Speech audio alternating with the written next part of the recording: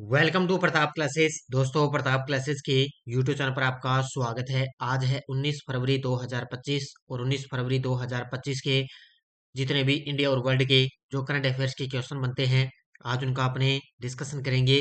पूरा वीडियो ध्यान से देखना और लास्ट में आपसे क्वेश्चन पूछूंगा जिनके जवाब आपको कमेंट बॉक्स में देना होगा। तो आज अपने पढ़ेंगे कि भारत के नए मुख्य चुनाव आयुक्त कौन नियुक्त हो चुके हैं। पहली बार Asia mixed team badminton championship का खिताब किसने जीता।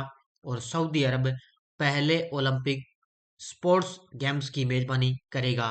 इनकी आज हम चर्चा करेंगे पूरे लेटेस्ट न्यूज के साथ में। डेली आपको सुबह 8 बजे ये करंट अफेयर्स की क्लास आपको मिलती है और ये क्लास फर्स्ट ग्रेड, यूपीएससी, एसएससीडी, पटवार, रेलवे, बैंक, इसके अलावा वीडियो, चतुर्थ श्रेणी कर्मचारी सभी के लिए ये क्लास आपके लिए रामबाण साबित होगी। तो करें स्टार्ट। एक बार सभी साथी करेंगे सेशन को लाइक शेयर। सभी साथियों को गुड मॉर्निंग। सबसे पहले हम करेंगे कल के क्वेश्चनों को revise. 2025 sports star SS awards का आयोजन किस स्थान पर हुआ? मुंबई। आदि महोत्सव 2025 का उद्घाटन किसने और कहाँ किया? तो राष्ट्रपति द्रौपदी जी मुर्मू ने Major Dhyan Chand National Stadium Delhi में। जलवायु जोखिम सूचकांक 2025 के अंदर भारत का कौन सा स्थान है? छठा।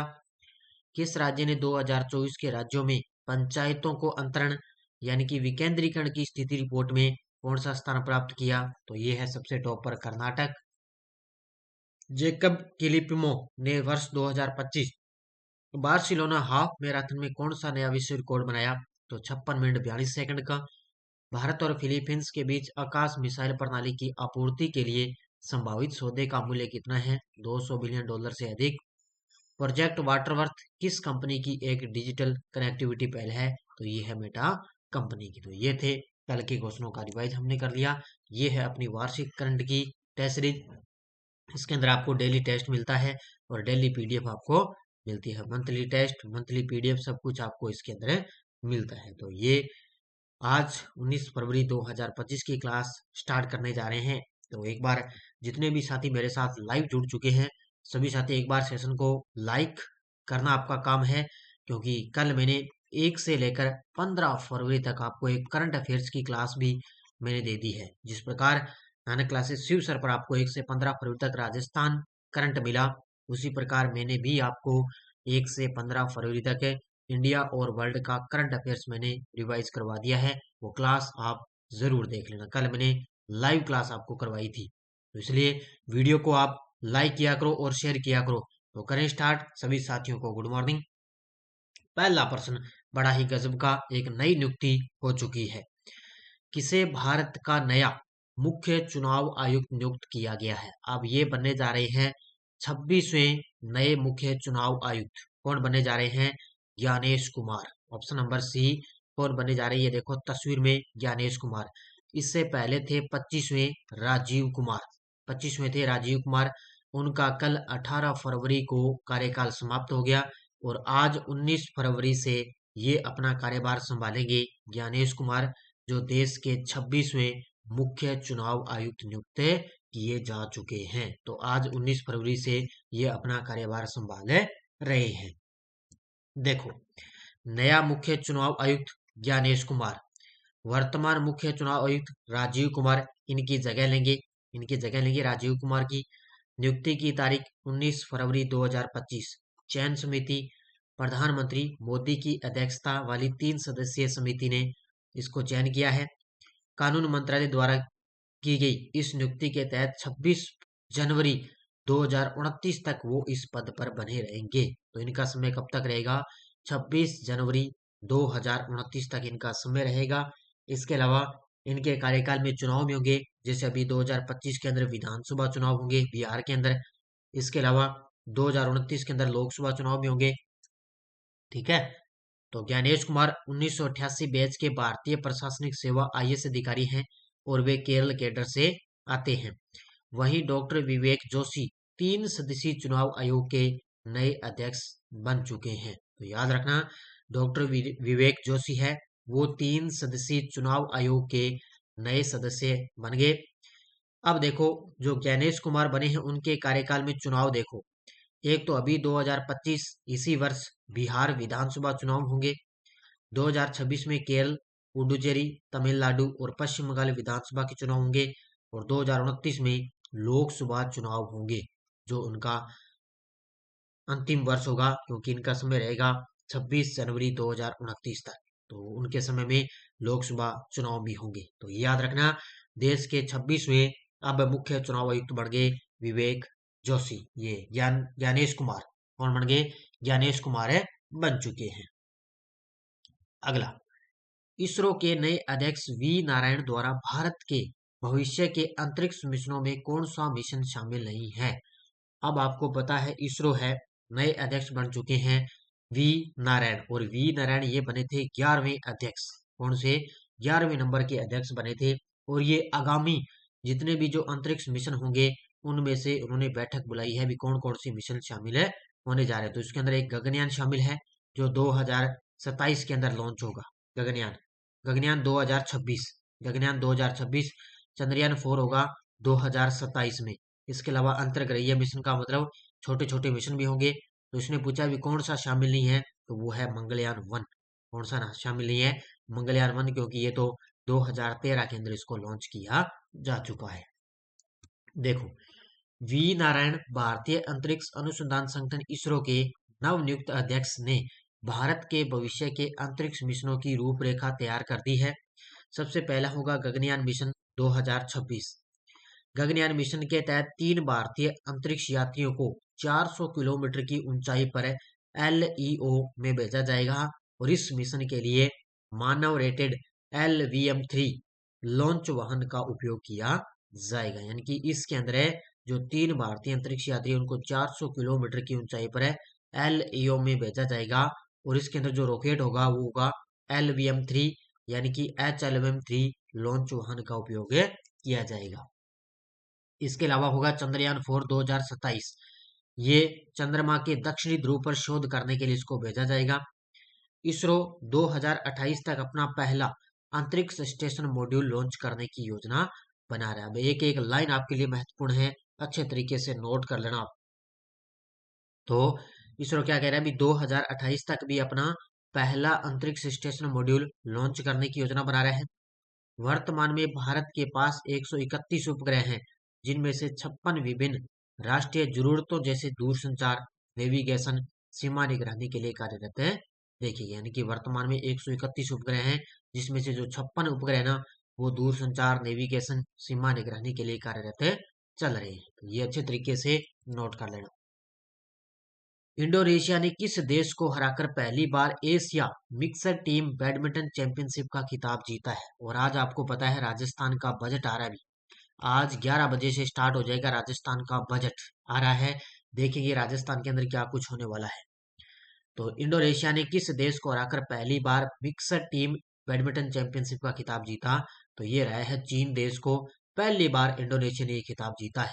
किसको हराकर? है चीन को हराकर। इंडोनेशिया ने Asia mixed team badminton championship में ऐतिहासिक जीत दर्ज करके डिफेंडिंग चैंपियन चीन को 3-1 से हराकर पहली बार खिताब अपने नाम है किया है। तो पुरुषों के अंदर एक तो मोहम्मद सोहिबुल फिक्री और एक है डेनियल मार्टिन इंडोनेशिया। इन दोनों ने, चीन के 2 खिलाड़ी थे, एक तो चेन सुजून और एक है हुआंग दी, इन दोनों को हराया। और इसके अंदर कांस्य पदक विजेता रहे थे जापान और थाईलैंड। कांस्य पदक विजेता जापान और थाईलैंड, और सबसे टॉप पर रही थी, पहली बार खिताब जीत लिया इंडोनेशिया ने।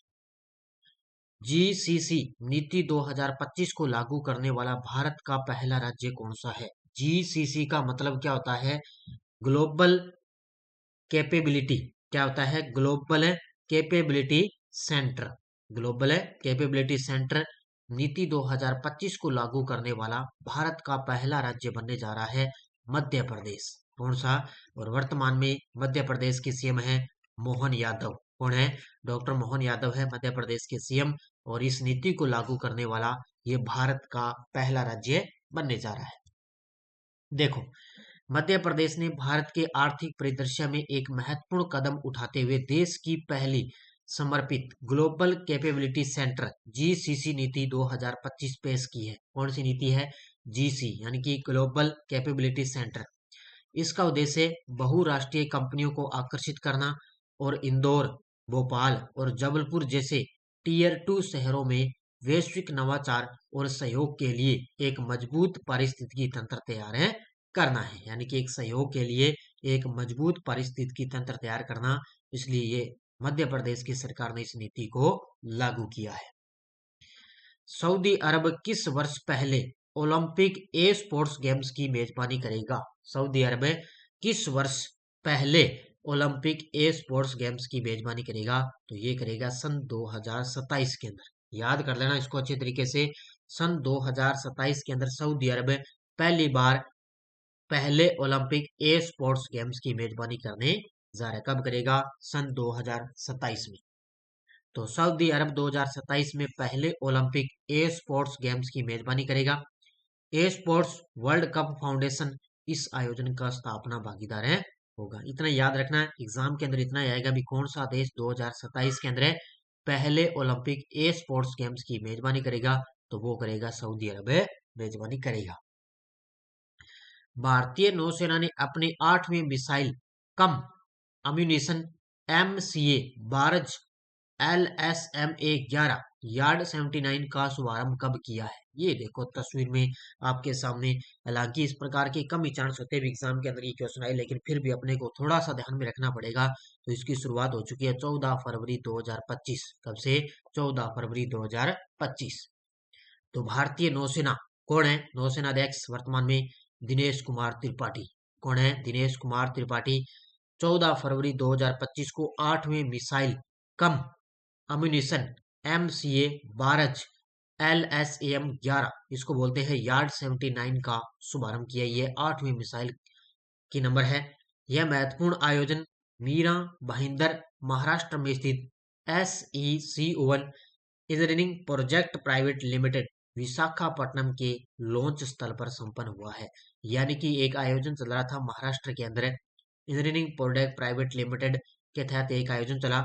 वहीं से इस जो ये 8वीं मिसाइल यार्ड है 79 यार्ड है, इसकी शुरुआत वहीं से की गई थी। यहीं से ये लॉन्च हुआ था। कब है? 14 फरवरी 2025 को। अगला देखो, जी सफल योजना का पूरा नाम क्या है? तो इसकी शुरुआत की थी गुजरात के जो सीएम हैं भूपेंद्र पटेल। ये देखो तस्वीर में आपके सामने गुजरात के सीएम भूपेंद्र पटेल ने जी सफल योजना की शुरुआत की है और इसका पूरा नाम है Gujarat scheme for Antyodaya families for augmenting livelihoods. क्या है? Gujarat scheme for Antyodaya families for augmenting livelihoods, ये इसकी फुल फॉर्म है और इसकी शुरुआत गुजरात के सीएम द्वारा की गई है। तो गुजरात सरकार ने मुख्यमंत्री भूपेंद्र पटेल के नेतृत्व में जी सफल योजना की शुरुआत की है। तो Gujarat scheme for Antyodaya families for augmenting livelihoods, इस योजना की शुरुआत, इसका उद्देश्य आर्थिक रूप से कमजोर कमजोर जो परिवार हैं विशेषकर महिलाओं को सशक्त बनाना और आत्मनिर्भर बनाना इसका उद्देश्य रहेगा। यह योजना अगले 5 वर्षों में गुजरात के 10 जिलों के 25 तालुका में 50,000 अंत्योदय अन्न योजना कार्ड धारकों परिवारों को लाभान्वित करेगी। यानी कि एक योजना और है, कौन सी? अंत्योदय अन्न योजना। जो अंत्योदय अन्न योजना कार्ड धारक जो परिवार हैं उनको इस योजना का लाभ मिलेगा। यानी कि खास तौर से विशेषकर महिलाओं को सशक्त बनाना, उनको आत्मनिर्भर बनाना, उनके लिए ये योजना स्टार्ट की गई है। अगला देखो, प्रधानमंत्री फसल बीमा योजना को भारत में कब लॉन्च किया गया? तो प्रधानमंत्री फसल बीमा योजना को लॉन्च किया गया 18 फरवरी 2016 को और अभी कल इसके 18 फरवरी 2025 को इसके 9 वर्ष पूरे हो चुके हैं। कितने? 9 साल पूरे हो चुके हैं। तो याद रखना 18 फरवरी 2016 को इसकी शुरुआत हुई थी। तो प्रधानमंत्री फसल बीमा योजना भारत की प्रमुख फसल बीमा योजना है जिसमें मोदी जी के नेतृत्व में 18 फरवरी 2016 को लॉन्च किया गया था। उद्देश्य भारतीय किसानों को प्राकृतिक आपदाओं, कीटों और बीमारियों जैसी विभिन्न जोखिमों से सुरक्षा प्रदान करना है। जैसे प्राकृतिक आपदाएं आ गई, कीटों, बीमारियां, इन सभी से क्या है फसल बीमा योजना लॉन्च की गई। अब ये महत्वपूर्ण कर लेना भी, ये प्रीमियम ना, ये अच्छे तरीके से नोट कर लेना। खरीफ फसलों के लिए प्रीमियम है 2%, रबी फसलों के लिए है 1.5%, और वाणिज्यिक और बागवानी फसलों के लिए है 5% प्रीमियम है दिया जाता है। तो इसको नोट कर लेना आप अच्छे तरीके से, एग्जाम में आ सकता है। खरीफ फसलों के लिए 2%, रबी की फसलों के लिए 1.5, और वाणिज्यिक और बागवानी फसलों के लिए 5% है प्रीमियम दिया जाएगा। तो इसकी शुरुआत 18 फरवरी 2016। अब देखो आपके सामने वन लाइनर करंट। पहला है, एलन मस्क और उनकी एआई कंपनी XAI ने ग्रोक 3 लॉन्च किया है, जिसे अब तक का सबसे बुद्धिमान एआई चैटबॉट बताया जा रहा है। वेरी वेरी नोट कर लेना। पहला प्रश्न है कि एलन मस्क उनकी जो एआई कंपनी है उसने ग्रोक 3 लॉन्च किया है, जिसे अब तक दुनिया का सबसे बुद्धिमान एआई चैटबॉट बताया जा रहा है। ये लॉन्च किया है किसने? एलन मस्क की कंपनी ने। दूसरा है, भारत और दक्षिण एशिया के लिए स्टैंडर्ड चार्टर्ड बैंक ने रिजर्व बैंक ऑफ इंडिया से प्रभदेव सिंह को अपना मुख्य कार्यकारी अधिकारी सीईओ नियुक्त कर दिया है। तो याद रखना दोनों की दोनों बातें अच्छे तरीके से। और ये टेलीग्राम ग्रुप है, कोई सूचना आती है, कोई लिंक आता है, ये देखो कल मैंने 1 से 15 फरवरी तक आपको लाइव क्लास दे दी थी, यानी कि 1 से 15 फरवरी तक मैंने करंट आपको अच्छे तरीके से रिवाइज करवा दिया। आप जाना यूट्यूब पे जाओगे तो वहां पे लाइव क्लास का जहाँ पे ऑप्शन दिखेगा ना, उस पर क्लिक करके लाइव क्लास में आपको ये क्लास मिलेगी, वहां से आप देख लेना। पिछले वीडियो क्वेश्चन, भारत के किस पूर्वी सलामी बल्लेबाज को आईसीसी चैंपियनशिप ट्रॉफी 2025 के ब्रांड एम्बेसडर के रूप में चुना गया? तो ये चुना गया है शिखर धवन को। बहुत सारे विद्यार्थियों ने बड़े गजब के जवाब दिए। अब देखो क्वेश्चन फॉर यू, विश्व सरकार शिखर सम्मेलन 2025 का आयोजन किस शहर में हुआ? अबू धाबी, दुबई, रियाद, दोहा। इसका जवाब देना है। और अब देखो यस्टरडे डोज, भारत के संविधान के निम्नलिखित में से किस अनुच्छेद में शब्दावली प्रधानमंत्री के कर्तव्यों का उल्लेख किया गया? अनुच्छेद 78 के अंदर। ये सारे सारे अभी जो लाइब्रेरियन का एग्जाम हुआ था सेकंड ग्रेड का, उसके अंदर आए थे। भारत के संविधान के अनुसार राष्ट्रपति को उसके पद से किस आधार पर महाभियोग द्वारा हटाया जा सकता है? तो संविधान का अतिक्रमण। और एक ध्यान रखना, जो महाभियोग की प्रक्रिया है ना, ये अमेरिका से ली गई थी। कल एक साथी पूछ रहा था कि सर आयरलैंड से है, आयरलैंड से नहीं है, अमेरिका से है। भारत की प्रभुता और अखंडता शब्दावली को भारत के संविधान के अनुच्छेद 19(2) में निम्नांकित में से कौन से संशोधन अधिनियम द्वारा अंतस्थापित किया गया? तो वो है 16वां संविधान संशोधन अधिनियम द्वारा।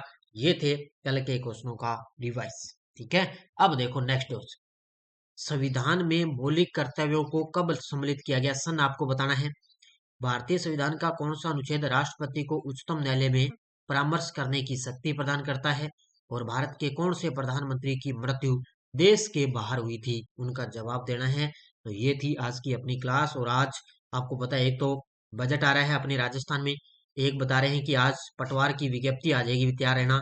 पटवार की विज्ञप्ति आज आ रही है। और इसके अलावा आज भी कह रहे हैं कि रीट प्री जो एग्जाम होने वाला है उसके भी एडमिट कार्ड हो सकता है आज जारी हो जाए। तो ये 3 सूचना आज बड़ी अपडेट आ रही है।